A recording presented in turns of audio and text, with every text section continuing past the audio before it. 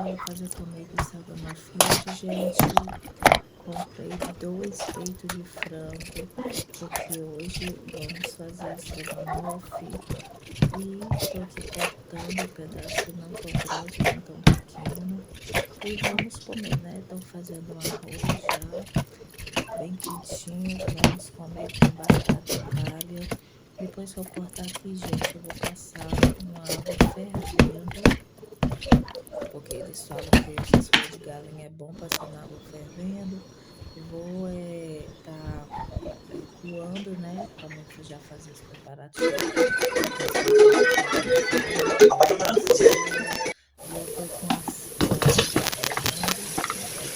e eu tô com a água já fervendo. E é isso, né, gente?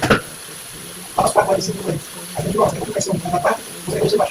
Fui lá fora e eu esqueci da panela de fogo, mas já tô voltando.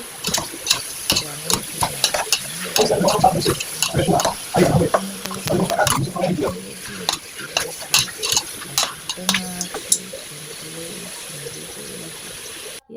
também coloquei uns pouquinhos de ingredientes que vai ser pasta de tomate, creme de leite, milho verde. E é isso, gente. Agora tá fazendo esse negócio, creme de leite, essas coisas tudo, né?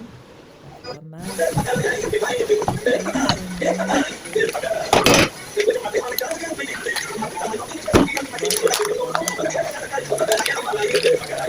bife seco também, bem